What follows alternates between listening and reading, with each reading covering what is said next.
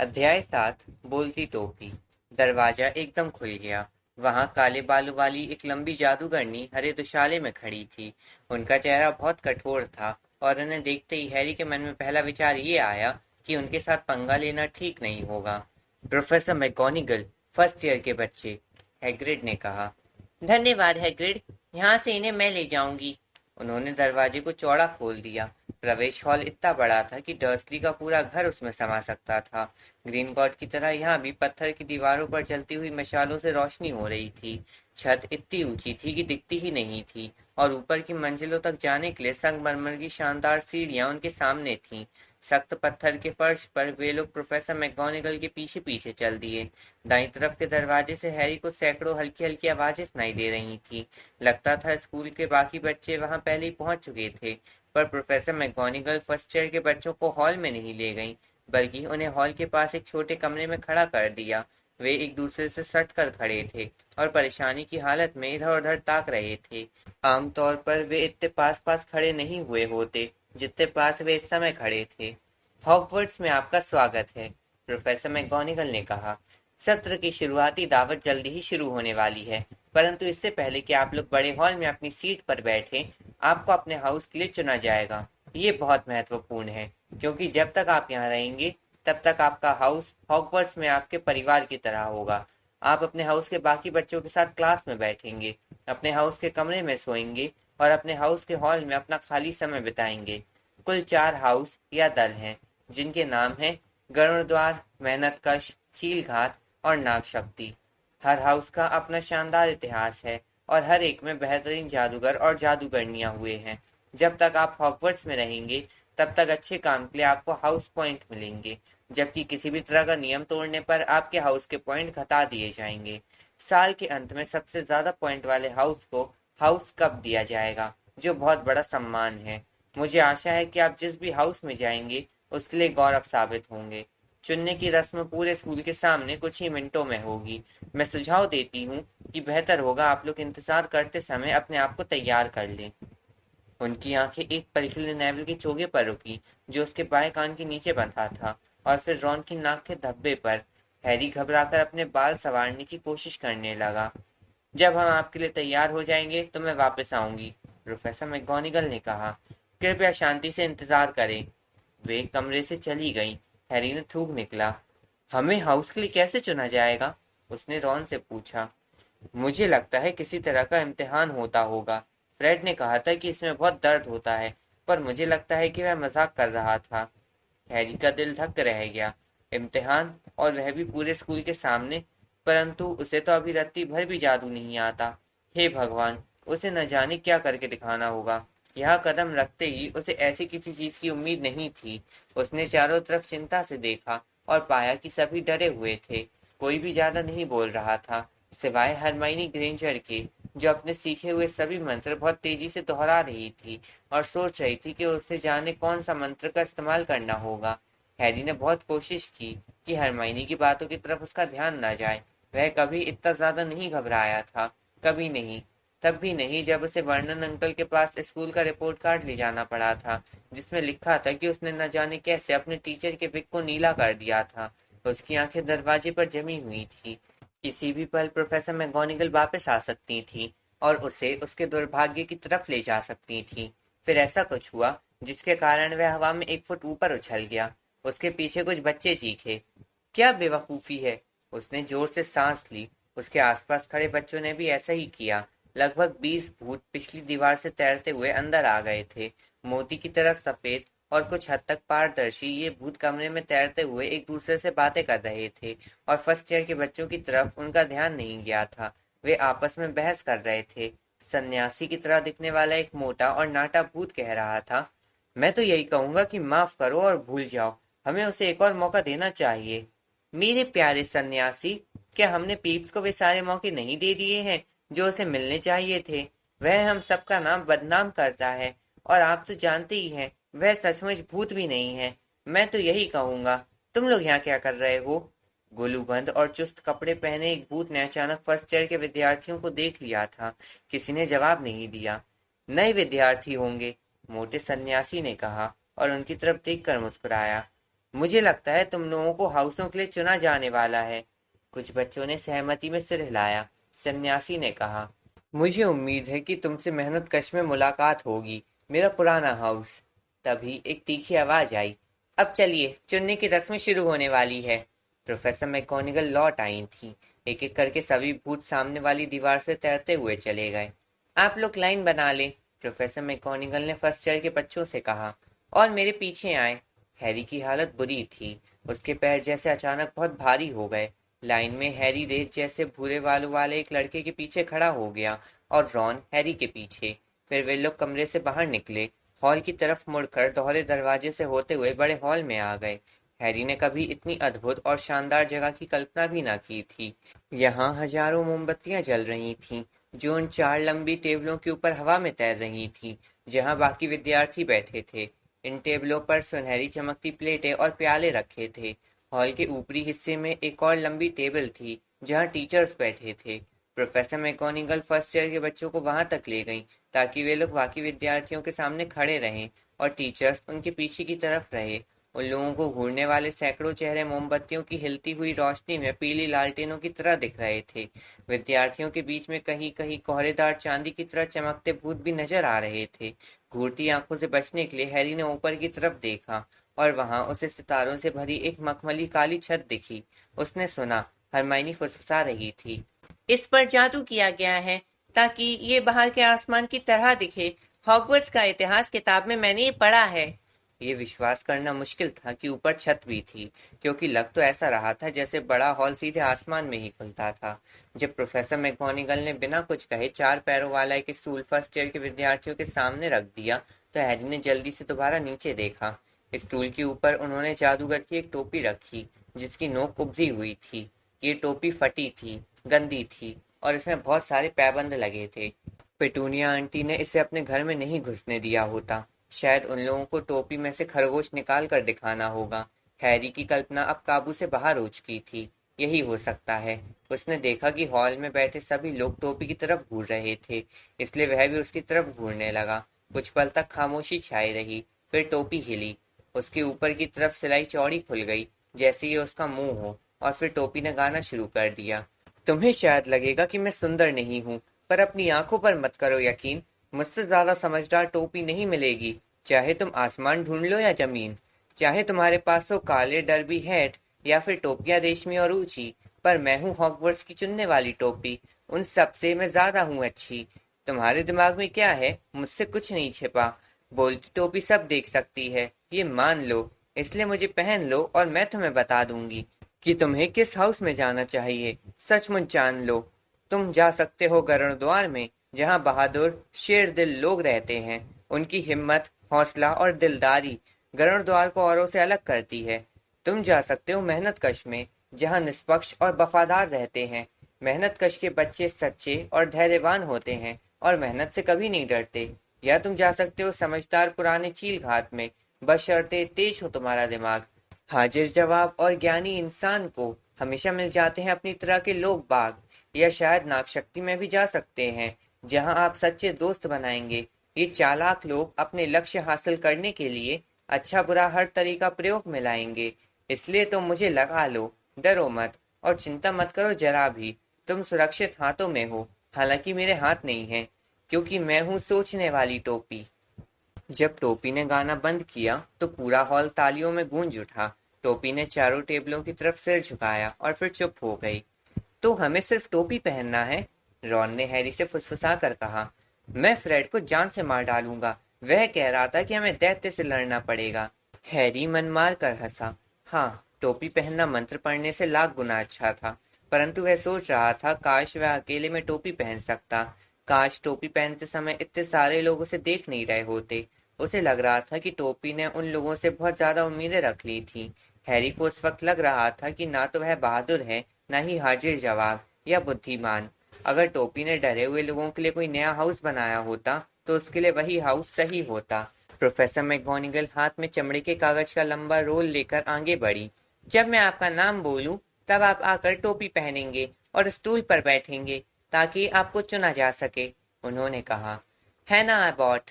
गुलाबी चेहरे, लंबी चोटी और भूरे बालों वाली एक लड़की लाइन से बाहर निकली। उसने टोपी लगाई, जो उसकी आंखों के सामने आ गई, और फिर वह स्टूल पर बैठ गई।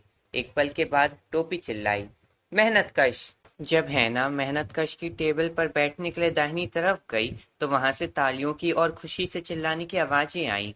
हैरी ने देखा कि मोटे सन्यासी का भूत हैना की तरफ देखकर खुशी से हाथ हिला रहा था। सूजन बोन्स, मेहनतकश।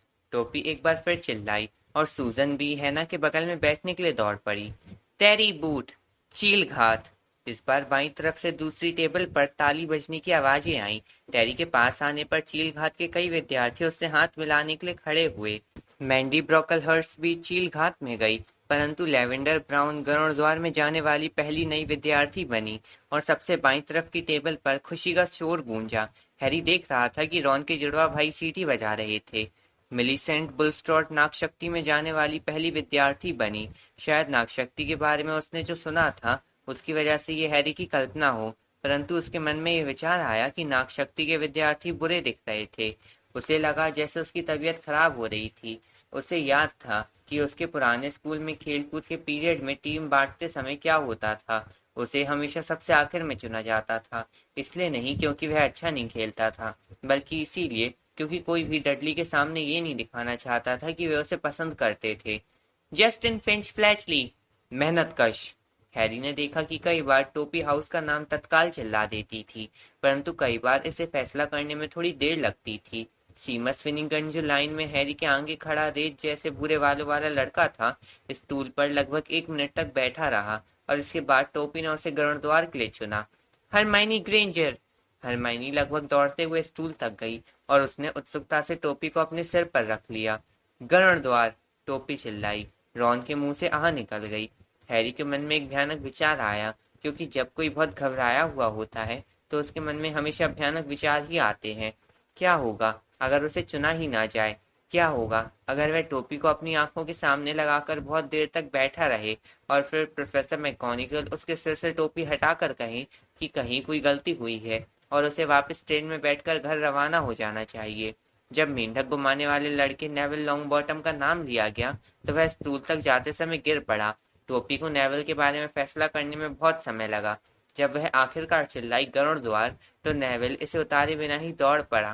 फिर हंसी के फव्वारों के बीच वह वापस लौटा, और उसने टोपी मॉराक मैकगल को दे दी। जब मैलफॉय का नाम पुकारा गया, तो वह अकड़ते हुए आगे आया, और उसकी इच्छा तत्काल पूरी हो गई।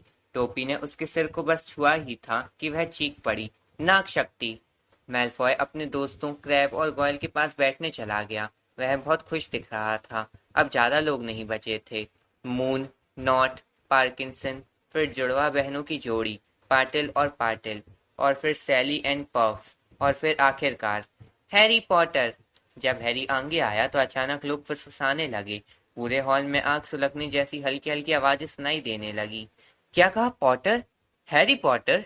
हैरी ने टोपी को अपनी आंखों के ऊपर गिराने से पहले जो आखिरी दृश्य देखा, वह ये था कि हॉल के लोग उसे ठीक से देखने के लिए अपनी गर्दन ऊंची कर रहे थे। अगले पल वह टोपी के काले अंदरूनी हिस्से को देख रहा था। वह इंतजार करने लगा। उसके कान में एक धीमी आवाज ने कहा, मुश्किल है, बहुत मुश्किल। काफी हिम्मत दिखती है, दिमाग भी तेज है तुम्हारा, बहुत हुनर है तुम में, और हे भगवान, हाँ, अपनी पहचान बनाने का इरादा भी है। ये बहुत ही दिलचस्प है। तो मैं तुम्हें कहाँ रखूं? हैरी ने स्टूल के कोनों को पकड़ा और सोचा, नागशक्ति नहीं, नागशक्ति नहीं, नागशक्ति नहीं। धीमी आवाज ने कहा, क्या तुम्हें पक्का यकीन है? सोच लो, तुम महान बन सकते हो, और महान बनने के सारे लक्षण हैं तुम में, और नागशक्ति महान बनने में तुम्हारी मदद करेगा, इसमें कोई शक नहीं। नहीं? ठीक है, अगर तुम यही चाहते हो तो फिर तुम्हारा हाउस होगा गरुड़द्वार। हैरी ने सुना कि टोपी ने आखिरी शब्द पूरे हॉल के सामने चिल्लाकर बोले। उसने अपनी टोपी उतारी और कांपते कदमों से गरुड़द्वार की टेबल की तरफ बढ़ गया। चुन लिए जाने और नागशक्ति में न जाने पर उसे इतनी राहत मिली कि उसका ध्यान इस तरफ नहीं गया कि उसके चुने जाने पर सबसे ज्यादा तालियां बज रही थीं। प्रीफेक्ट पर्सी उठा और उसने हैरी से उत्साह से हाथ मिलाया, जबकि वीजली बंधु चिल्लाए, हमें पॉटर मिल गया, हमें पॉटर मिल गया। हैरी उस गुलूबंद पहने भूत के सामने बैठ गया, जिसे वह पहले देख चुका था। भूत ने उसकी बाह थपथपाई और हैरी को अचानक ऐसा भयानक एहसास हुआ जैसे उसने अपना हाथ बर्फ के पानी से भरी बाल्टी में डाल दिया हो। अब वह ऊंची टेबल को ठीक तरह से देख सकता था। उसके सबसे करीब वाले कोने पर हैग्रिड बैठा था। हैरी और हैग्रिड की आंखें जब मिली तो हैग्रिड ने अपना अंगूठा ऊपर करके उसे बधाई दी। हैरी जवाब में मुस्कुराया और वहां ऊंची टेबल के बीचों बीच एक बड़ी सुनहरी कुर्सी पर एल्बस डंबलडोर बैठे थे। हैरी उन्हें तुरंत पहचान गया क्योंकि वह ट्रेन में चॉकलेट के मेंढक वाले कार्ड में उनकी फोटो देख चुका था। डंबलडोर के चांदी जैसे बाल पूरे हॉल में इकलौती ऐसी चीज थे जो भूतों जितने चमक रहे थे। हैरी ने प्रोफेसर क्विरिल यानी उस घबराए हुए युवक को भी पहचान लिया जिनसे वह रिश्ती कढ़ाई में मिल चुका था। बड़ी बैंगनी पगड़ी में वे बहुत अजीब दिख रहे थे और अब चुने जाने के लिए सिर्फ 3 ही लोग बचे थे। लीसा टर्पिन चील घात में गई और फिर रॉन की बारी आई। रॉन का चेहरा अब तक पीला हरा हो चुका था। हैरी ने टेबल के नीचे अपनी उंगलियां आपस में बांध ली और एक सेकंड बाद टोपी चिल्लाई, गरुड़द्वार। जब रॉन उसके पास वाली कुर्सी में धम्म से बैठा तो बाकी लोगों के साथ हैरी ने भी जोर जोर से तालियां बजाईं। बहुत अच्छे रॉन, शाबाश, पर्सी वीजली ने बड़प्पन से कहा। फिर ब्लेड जैबिनी को नागशक्ति के लिए चुन लिया गया। प्रोफेसर मैगोनिगल ने चमड़े के कागज का रोल मोड़ा और बोलती टोपी उठाकर ले गई। हैरी ने अपनी सुनहरी खाली प्लेट की तरफ देखा। उसे अब जाकर ध्यान आया कि वह कितना भूखा था। उसे लग रहा था जैसे कद्दू की पेस्ट्री खाए हुए सदियां बीत चुकी थीं। तभी एल्बस डंबलडोर खड़े हुए। वे विद्यार्थियों की तरफ देखकर मुस्कुरा रहे थे। उनकी बाहें चौड़ी खुली थीं, जैसे उन लोगों को देखने से बढ़कर खुशी दुनिया में उनके लिए कोई और हो ही नहीं सकती थी। स्वागत है, उन्होंने कहा। हॉगवर्ट्स में नए साल में स्वागत है। इससे पहले कि हम लोग दावत शुरू करें, मैं कुछ शब्द कहना चाहूंगा। और ये रहे वो शब्द, उल्लू चरबी छुटपुट चिकोटी। धन्यवाद। वे बैठ गए। सबने खुश होकर तालियां बजाईं। हैरी की समझ में नहीं आया कि हंसना चाहिए या नहीं। क्या वे थोड़े से पागल हैं? हैरी ने पर्सी से दुविधा में पूछा। पागल? पर्सी ने गर्व से कहा। वे जीनियस है, दुनिया के बेहतरीन जादूगर। पर हाँ, वे थोड़े खिसके हुए जरूर है। आलू लोगे हैरी? हैरी का मुंह खुला रह गया। उसके सामने की प्लेटें अब भोजन से भरी हुई थी। उसने इतनी सारी मनपसंद चीजें एक ही टेबल पर पहले कभी नहीं देखी थी। Roast beef, roast chicken, pork chops और लैम्ब चॉप्स, कबाब, बेकन और स्टीक, उबले आलू, चिप्स, यॉर्कशायर पुडिंग, मटर गाजर, ग्रेवी, केचप और किसी अजीब कारण से मिंट कैंडी। डर्सली परिवार में हैरी को पूरी तरह भूखा तो नहीं रखा जाता था, परंतु उसे उसकी पसंद का खाना नहीं मिल पाता था। हैरी को जो चीज सबसे ज्यादा चाहिए होती थी उसे डडली हमेशा ले लेता था, चाहे उसे खाने के बाद वह बीमार ही क्यों ना पड़ जाए। हैरी ने अपनी प्लेट में मिंट कैंडी को छोड़कर बाकी सभी चीजें थोड़ी थोड़ी ले ली और खाने पर टूट पड़ा। सब चीजें बहुत स्वादिष्ट थीं। देखकर अच्छा लगता है, गुलूबंद पहने भूत ने दुखी आवाज में कहा, जो हैरी को अपना स्टिक काटते हुए देख रहा था। क्या आप नहीं खा सकते? मैंने पिछले 400 सालों से कुछ नहीं खाया, भूत ने कहा। जाहिर है मुझे इसकी जरूरत नहीं है, परंतु फिर भी इसकी कमी अखरती है। मुझे नहीं लगता कि मैंने अपना परिचय दिया है। सर निकोलस डे मिम्सी पॉर्पिंगटन, गरुड़द्वार टावर का भूत। मैं जानता हूँ आप कौन हैं, रॉन ने अचानक कहा। मेरे भाइयों ने मुझे आपके बारे में बताया था। आप लगभग सिरकटे निक हैं। मैं चाहूंगा कि तुम मुझे सर निकोलस डे मिम्सी के नाम से बुलाओ, भूत ने थोड़ा तन कर कहा, परंतु रेत जैसे बालों वाला सीमस फिनिगन बीच में बोल पड़ा। लगभग सिरकटे? कोई आदमी लगभग सिरकटा कैसे हो सकता है? सर निकोलस का मूड उखड़ गया। ऐसा लग रहा था जैसे ये चर्चा उस रास्ते पर नहीं जा रही थी जिस रास्ते पर वो उसे ले जाना चाहते थे। इस तरह, उसने चिढ़ते हुए कहा। उसने अपना बायां कान पकड़ा और उसे झटका दिया। उसका पूरा सिर गर्दन के पास से लटक गया और कंधों पर गिर गया, मानो ये किसी कब्जे पर झूल गया हो। साफ दिख रहा था कि किसी ने उसका सिर काटने की कोशिश की थी, परंतु उसने ये काम ठीक से नहीं किया था। उनके चेहरे पर आश्चर्य के भाव देखकर लगभग सिर कटे निक ने खुश होकर अपने सिर को वापस अपनी गर्दन पर लगा लिया और खांसते हुए कहा, तो गरुड़द्वार के नए विद्यार्थियों, मुझे आशा है कि इस साल हाउस चैंपियनशिप जीतने में तुम हमारी मदद करोगे। गरुड़द्वार इतने लंबे समय तक बिना जीते कभी नहीं रहा। नाग शक्ति लगातार 6 साल से कब जीत रहा है। खूनी नवाब को सहन करना अब मुश्किल होता जा रहा है। वह नाग शक्ति का भूत है। हैरी ने नागशक्ति की टेबल की तरफ देखा। वहां पर एक भयानक भूत बैठा था, जिसकी घूरती आंखें भावहीन थी। चेहरा दुबला था और कपड़े चांदी जैसे खून से रंगे थे। हैरी को देखकर खुशी हुई कि वह भूत मैलफॉय के ठीक पास बैठा था, जो इस बैठक व्यवस्था से खास खुश नहीं लग रहा था। उसके कपड़ों पर इतना सारा खून कैसे लगा हुआ है? सीमस ने बहुत दिलचस्पी से पूछा। मैंने कभी नहीं पूछा, लगभग सिरकटे निक ने नजाकत से कहा। जब सबने भरपेट खा लिया तो बचा हुआ खाना उनकी प्लेटों से गायब हो गया और प्लेटें पहले की तरह चमकने लगी। एक पल बाद पुडिंग सामने आ गई। हर स्वाद की आइसक्रीम मौजूद थी। Apple pie, treacle pastry, chocolate eclairs और jam doughnuts, sponge cake, strawberry, jelly, rice pudding. जब हैरी ने ट्रिकल पेस्ट्री खाना शुरू किया तो चर्चा उनके परिवारों की तरफ मुड़ गई। मैं मिला जुला हूँ, सीमस ने कहा। मेरे डैडी मगलू हैं और मम्मी जादूगरनी। मम्मी ने अपने जादूगरनी होने की बात उन्हें तब तक नहीं बताई जब तक उनकी शादी नहीं हो गई। ये सुनकर तो उनके होश ही उड़ गए। बाकी लोग हंसे। और तुम नेविल? रॉन ने कहा। मेरी दादी ने मुझे पाला है और वे जादूगरनी है, नेविल ने कहा। परंतु पूरा परिवार यही सोचता था कि मैं शुरू से ही मगलू हूँ। एल्गी दादाजी मुझे हमेशा असावधान पाने की कोशिश करते रहे ताकि मुझसे जादू का कोई सबूत हासिल कर लें। उन्होंने मुझे एक बार ब्लैक पूल पायर के किनारे से धक्का दे दिया। मैं लगभग डूब गया, परंतु तब तक कुछ नहीं हुआ जब तक मैं 8 साल का नहीं हो गया। एक दिन एल्गी दादाजी चाय पर घर आए और वो मेरे पैर पकड़कर मुझे ऊपर वाली मंजिल की खिड़की से लटका रहे थे कि तभी एनेट दादी ने उन्हें खाने के लिए केक दिया। ध्यान बट जाने के कारण एल्गी दादाजी ने मुझे छोड़ दिया, परंतु मैं उछलकर नीचे गया, पूरे बगीचे और सड़क तक। वे लोग सचमुच खुश थे। दादी तो इतनी खुश हुई कि रोने लगी। और जब मुझे स्कूल में दाखिला मिला तो उनके चेहरे देखने लायक थे। वे सोच रहे थे कि मुझ में यहाँ आने जितना जादू नहीं होगा। एल्गी दादाजी इतने खुश हुए कि उन्होंने मुझे मेंढक खरीद कर दिया। हैरी के दूसरी तरफ पर्सी वीजली और हरमाइनी पढ़ाई के बारे में बातें कर रहे थे। मुझे आशा है कि वे लोग तत्काल पढ़ाई शुरू कर देंगे। सीखने को कितना कुछ है। मेरी रुचि खास तौर पर रूप परिवर्तन में है, यानी किसी चीज को दूसरी किसी चीज में बदलना।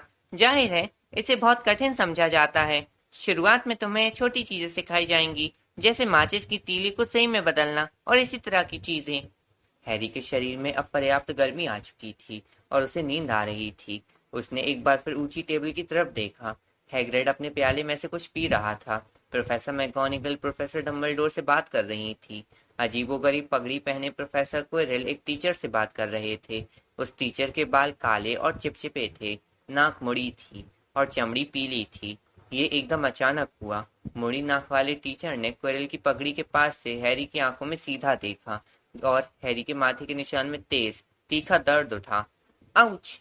हैरी ने अपना एक हाथ अपने सिर पर ठोका। क्या हुआ? पर्सी ने पूछा। कुछ नहीं। जिस तरह दर्द अचानक आया था उसी तरह अचानक चला गया, परंतु टीचर की नजरों से हैरी को जो एहसास हुआ था उसे दूर हटाना इतना आसान नहीं था। ये एहसास कि वे हैरी को बिल्कुल पसंद नहीं करते थे। प्रोफेसर क्विरल से बात करने वाले टीचर कौन है? उसने पर्सी से पूछा। अच्छा, तो तुम क्विरल को पहले से ही जानते हो। कोई हैरानी नहीं कि क्विरल इतने घबराए हुए हैं, क्योंकि वे प्रोफेसर स्नेप से बात कर रहे हैं। प्रोफेसर स्नेप जादुई काढ़े का विषय पढ़ाते हैं, परंतु वे ये विषय नहीं पढ़ाना चाहते। सबको मालूम है कि वे क्विरल की जगह पढ़ाना चाहते हैं। गुप्त कलाओं के बारे में स्नेप को बहुत ज्यादा ज्ञान है। हैरी ने कुछ समय तक स्नेप को देखा, पर स्नेप ने दोबारा उसकी तरफ नहीं देखा। और फिर अंत में पुडिंग्स भी गायब हो गईं और प्रोफेसर डम्बलडोर एक बार फिर खड़े हुए। हॉल में खामोशी छा गई। अच्छा, अब जब हमने खा पी लिया है तो मैं कुछ कहना चाहूंगा। साल के शुरू में मैं आपको कुछ बातें बताना चाहता हूँ। फर्स्ट ईयर के बच्चे ये ध्यान रखें कि अंधेरे जंगल में किसी हालत में कोई छात्र नहीं जाएगा, और हमारे कुछ सीनियर विद्यार्थी भी इसका ध्यान रखें तो बेहतर होगा। डम्बलडोर की चमकती आंखें वीसली बंधुओं की दिशा में मुड़ गईं। हमारे चौकीदार मिस्टर फिल्च ने मुझसे कहा है कि मैं आप सबको याद दिला दूं कि पीरियड्स के बीच में गलियारों में जादू करना मना है। क्विडिच के ट्रायल सत्र के दूसरे सप्ताह में आयोजित होंगे। अपनी हाउस टीम के लिए खेलने में जिसे दिलचस्पी हो वह मैडम हुड से संपर्क करें। और अंत में मैं आपको ये बताना चाहता हूँ कि इस साल तीसरी मंजिल के दाहिने हिस्से के गलियारे में जाना मना है, वरना आप दर्दनाक मौत मर सकते हैं। हैरी हंसा, परंतु वह उन गिने चुने लोगों में से था जिन्होंने ऐसा किया। वे गंभीर तो नहीं हैं? उसने पर्सी के कान में कहा। बिल्कुल होंगे, पर्सी ने डम्बलडोर को घूरते हुए कहा। ये अजीब है, क्योंकि आमतौर पर वे हमें कारण बताते हैं कि हमें कहीं पर जाने की इजाज़त क्यों नहीं है। सब जानते हैं कि जंगल खतरनाक जानवरों से भरा है। मुझे लगता है कम से कम उन्हें प्रीफेक्ट्स को तो कारण बताना चाहिए था। और अब, इससे पहले कि हम बिस्तर पर जाएं, हम अपने स्कूल का गीत गाएंगे। डंबलडोर चिल्लाए। हैरी ने देखा कि बाकी टीचर्स की मुस्कुराहटें थोड़ी सिमट सी गई थीं। डंबलडोर ने अपनी छड़ी को हल्का सा झटका दिया, जैसे वह इसके सिर से मक्खी भगाना चाहते हो। एक लंबी सुनहरी रिबन छड़ी से बाहर निकली, जो टेबलों के ऊपर उठी और सांप की तरह लहराते हुए शब्दों में बदल गई। सब अपनी मनपसंद धुन चुन लो, डंबलडोर ने कहा, और अब हम शुरू करते हैं। और स्कूल में ये शब्द गूंज उठे। Hogwarts, Hogwarts, Hoggy Warty Hogwarts. हमें कुछ सिखाओ मेहरबानी करके, चाहे हम बूढ़े और गंजे हों या छिले घुटनों वाले लड़के। हमारे सिर में तुम भर दो थोड़ा दिलचस्प ज्ञान, क्योंकि अभी हमारी खोपड़ी में सिर्फ हवा भरी है और है मरी मक्खियां तथा कचरे जैसा सामान। हमें सिखाओ जानने लायक चीजें, याद दिलाओ जो हम हैं भूल चुके।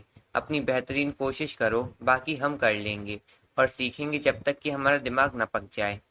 हर एक ने ये गीत अलग अलग समय पर खत्म किया। अंत में केवल वीसली बंधु ही बहुत धीमे राग में गा रहे थे। डंबलडोर ने अपनी छड़ी से उनकी आखिरी लाइनों का संचालन किया। गीत खत्म होने पर बाकी लोगों ने तालियां बजाईं और डंबलडोर ने सबसे तेज ताली बजाई। आह, संगीत! उन्होंने अपनी आंखें पोंछते हुए कहा।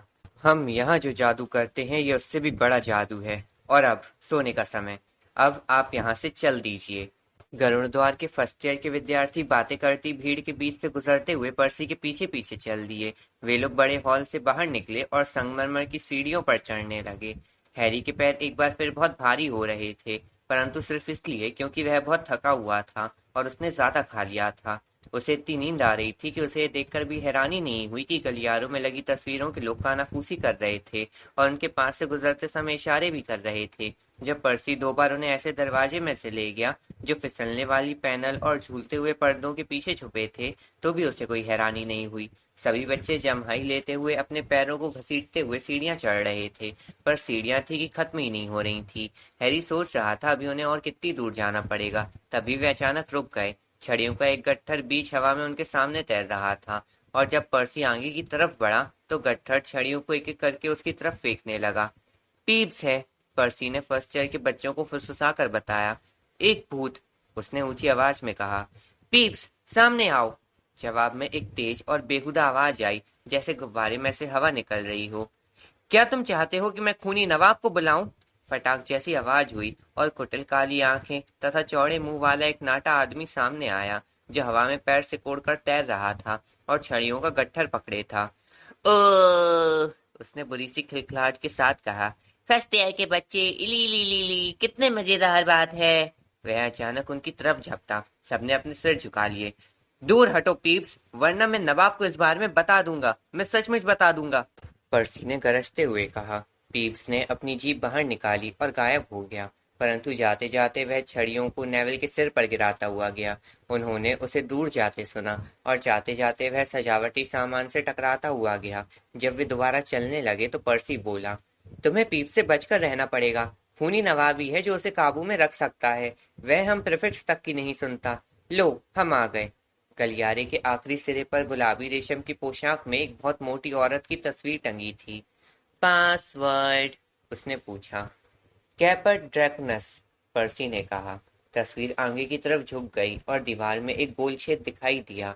वे सब उसमें से घुस गए। नेविल को एक पैर उठाने के लिए सहारे की जरूरत पड़ी और उन लोगों ने खुद को गरुड़द्वार के हॉल में पाया। ये गद्देदार कुर्सियों से भरा शानदार गोल कमरा था। पर्सी ने लड़कियों को एक दरवाजे से उनके कमरे तक पहुंचाया और लड़कों को दूसरे दरवाजे से उनके कमरे तक। सरपीली सीढ़ियों से सबसे ऊपर वाले सिरे तक पहुंचने के बाद जाहिर था वे टावर में पहुंच चुके थे। उन्होंने आखिरकार अपने बिस्तर खोज लिए। 5 पलंग लगे थे, जिन पर गहरे लाल मखमल के पर्दे थे। उनके संदूक पहले ही आ चुके थे। वे इतने थके हुए थे कि बात करने का तो सवाल ही नहीं उठता था। उन्होंने अपना अपना पजामा पहना और बिस्तर पर लुढ़क गए। खाना शानदार था, है ना? रॉन ने पर्दे के पीछे से हैरी से बुदबुदा कर कहा। दूर हटो स्कैबर्स, ये मेरी चादर कुतर रहा है। हैरी रॉन से पूछने वाला था कि क्या उसने ट्रिकल पेस्ट्री खाई थी, लेकिन इससे पहले कि वह ये पूछ पाता, हैरी तत्काल सो गया। शायद हैरी ने कुछ ज्यादा ही खा लिया था, क्योंकि उसने एक अजीब सपना देखा। वह प्रोफेसर कुरेल की पगड़ी पहने था, जो उससे बात कर रही थी और उसे बता रही थी कि उसे तत्काल नागशक्ति में जाना पड़ेगा, क्योंकि यही उसकी तकदीर में लिखा है। हैरी ने पगड़ी को बताया कि वह नागशक्ति में नहीं रहना चाहता। पगड़ी भारी होती चली गई। हैरी ने उसे उतारकर फेंकने की कोशिश की, परंतु पगड़ी उसके सिर पर कसती चली गई, जिससे उसे दर्द होने लगा। और फिर वहां पर मैलफॉय दिखा, जो उसे पगड़ी से जूझते देखकर उस पर हंस रहा था। और फिर मैलफॉय मुड़ी नाक वाले टीचर यानी स्नेप में बदल गया, जिसकी हंसी ऊंची और ठंडी होती चली गई। हरी रोशनी की एक चकाचौंध हुई और हैरी पसीना पसीना होकर कांपते हुए जाग गया। उसने करवट बदली और फिर से सो गया। जब वह अगले दिन जागा तो इस सपने को पूरी तरह भूल चुका था।